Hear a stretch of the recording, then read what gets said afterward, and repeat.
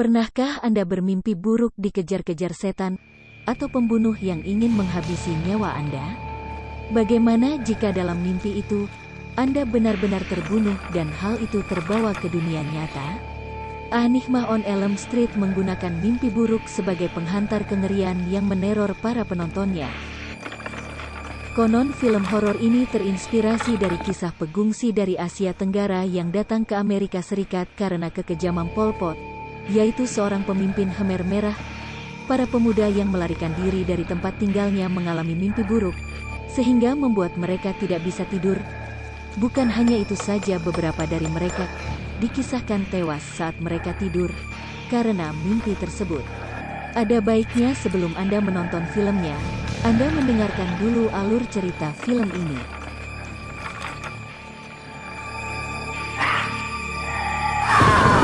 Baiklah, akan saya ceritakan kejadiannya. Berawal di bulan Maret tahun 1981. Tina Gray terbangun dari mimpi buruk di mana dalam mimpinya ada seorang pria cacat mengenakan sarung tangan dengan pisau tajam, menyerangnya di sebuah ruangan. Begitu ia bangun dari mimpinya, ibunya mendatangi ke kamar Tina dan diperlihatkan 4 garis miring misterius di baju tidurnya.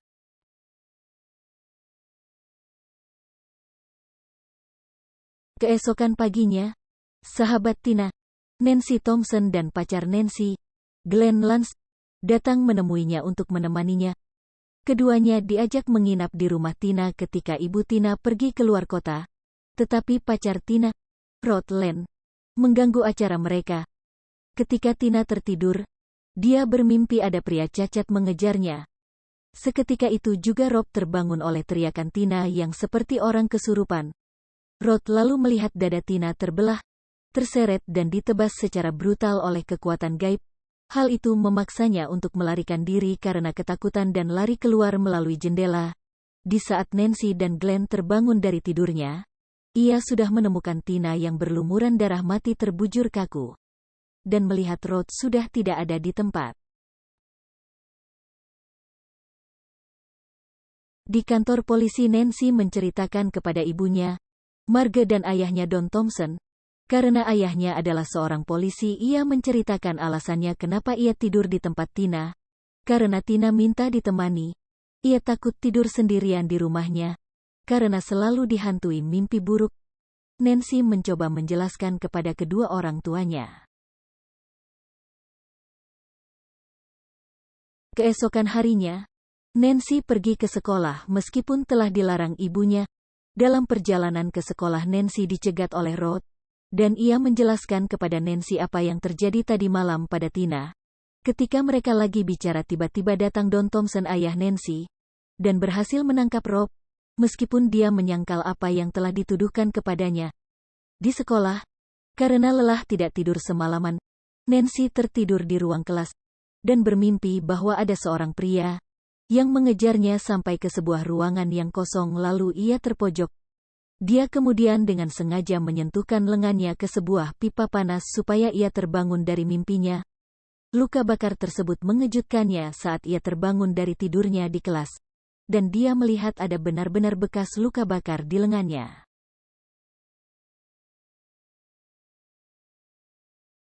Kemudian Nancy mengunjungi Rod di kantor polisi, yang menjelaskan bahwa kematian Tina ada hubungannya dengan mimpi buruk yang ia alami sendiri baru-baru ini. Hal itulah yang membuat Nancy percaya bahwa pria itulah yang telah membunuh Tina. Setibanya di rumah untuk menghilangkan rasa capeknya, Nancy kemudian berendam di bak mandi. Tanpa disadarinya ada sarung tangan dengan pisau tajam yang timbul dari dalam air dengan siap mencabik-cabiknya. Untunglah hal itu tidak terjadi karena ada suara ketukan dari pintu. Karena rasa ngantuk yang teramat sangat, ia pun akhirnya lantas tertidur di bak mandi. Tiba-tiba saja ada kekuatan menariknya yang berusaha menenggelamkannya. Nancy pun setengah sadar ia berusaha untuk melawan kekuatan tersebut. Untuk tetap terjaga dari rasa ngantuk, Nancy kemudian minum kopi dan mengundang Glenn untuk menjaganya saat dia tidur. Dalam mimpinya, Nancy melihat pria itu lagi bersiap untuk membunuh Rod yang berada di dalam sel tahanan, tetapi kemudian dia mengalihkan perhatiannya ke arahnya. Dengan sigap Nancy melarikan diri dari kejaran pria buruk rupa tersebut dan terbangun ketika jam alarmnya berbunyi. Nancy jadi marah kepada Glenn. Ia melihat bahwa Glenn tertidur pulas tanpa menjaganya saat ia tertidur. Kemudian Nancy dan Glenn pergi ke kantor polisi untuk menemui Rod dan memastikan Rod baik-baik saja. Usaha Nancy tidak berjalan mulus. Ia harus meminta izin pada polisi yang sedang bertugas. Ia berusaha menjelaskan bahwa sesuatu akan terjadi pada Rod, tapi polisi dan ayah Nancy yang kebetulan bertugas tidak mempercayai ucapan Nancy. Pria itu lalu membunuh Rod dengan melilitkan spray di lehernya dan menganggapnya ini sebagai bunuh diri dengan cara digantung.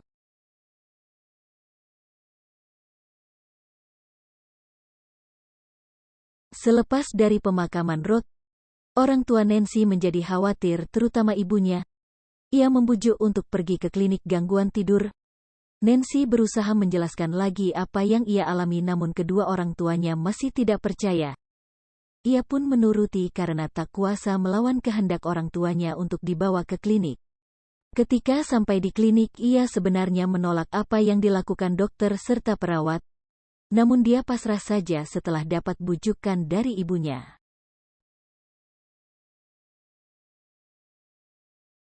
Nancy pun akhirnya tertidur dan bermimpi. Ketika bangun dari tidurnya, Nancy mendapatkan luka di tangan dan meraih topi pria itu dengan nama Fred Krueger tertulis di dalamnya dan berhasil menariknya ke dunia nyata. Setelah tiba rumah, ibunya mengajak Nancy ke ruang bawah tanah dan menjelaskan bahwa Krueger adalah seorang pembunuh anak yang gila. Setidaknya ada 20 anak telah dibunuhnya di lingkungan ini yang semua ya ibunya kenal. Ia dibebaskan secara teknis dan ia dibakar hidup-hidup oleh orang tua yang tinggal di jalan. Mereka mencari keadilan dengan main hakim sendiri. Ibunya bahkan mengambil dan menyimpan sarung tangan pisau yang digunakan untuk membunuh korban. Nancy baru menyadari bahwa Krueger sekarang adalah hantu pendendam, membunuh dia dan teman-temannya untuk membalas dendam dan untuk memuaskan kebutuhan psikopatnya. Nancy pun menelpon Glenn, mengatakan bahwa ia sudah tahu siapa sebenarnya Krueger. Dalam pembicaraan di telepon itu, Nancy mengutarakan maksudnya yaitu untuk membawa Krueger keluar dari mimpinya. Mereka berdua membuat janjian untuk bertemu di teras rumah Nancy pada tengah malam.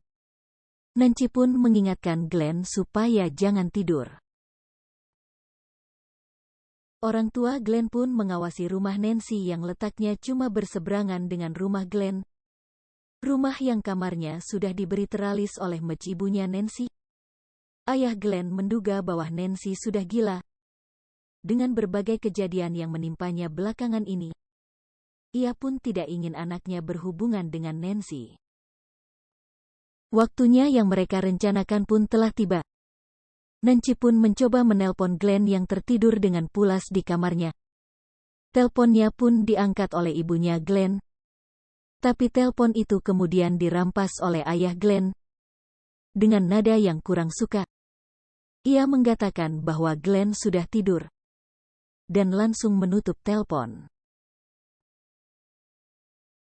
Telepon berada di atas di kasur Nancy tiba-tiba berdering, kemudian dengan cepat diangkatnya.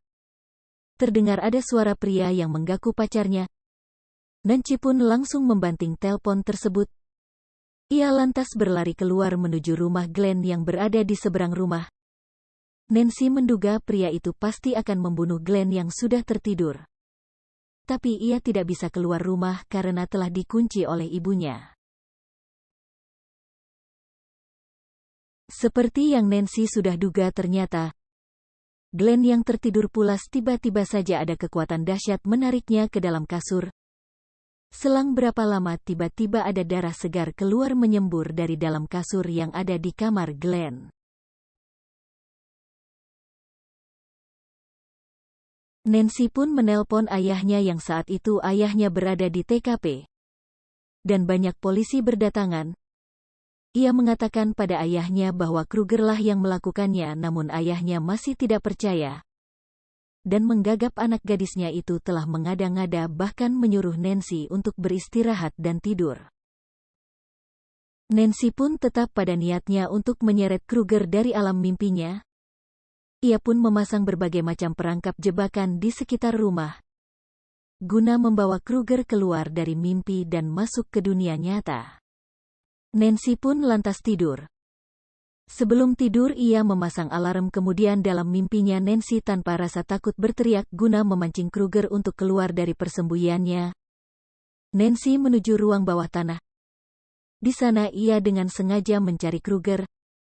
Akhirnya Kruger pun muncul lantas mengejar Nancy, tapi Nancy terbangun oleh suara alarm. Dan benar begitu bangun dari tidur ternyata Kruger masih mengejarnya yang keluar dari mimpinya. Perangkap jebakan yang ia buat ternyata cukup berhasil. Hal ini membuat Kruger menjadi marah, sehingga Nancy dapat membakar lalu menguncinya di ruang bawah tanah. Nancy kemudian bergegas lari ke pintu, berteriak kepada polisi yang berada di rumah Glenn di seberang rumahnya untuk meminta bantuan. Polisi tiba dan menemukan bahwa Kruger telah melarikan diri dari ruang bawah tanah. Nancy dan Don naik ke atas untuk mengejar Kruger yang terbakar telah menuju kamar tidurnya Marge, dan melihat bahwa Kruger telah membunuh Mitch dengan cara mencekik dan membakarnya. Setelah Don memadamkan api, Kruger dan Marge menghilang ke dalam tempat tidur. Ketika Don meninggalkan ruangan, Kruger bangkit dari tempat tidur tepat di belakang Nancy.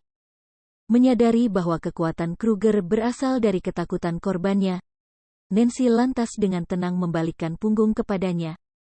Kruger pun lantas menguap dan menghilang ketika dia mencoba untuk menyerang Nancy.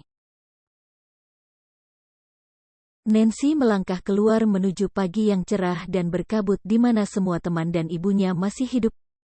Nancy masuk ke mobil konvertibel Glenn untuk pergi ke sekolah.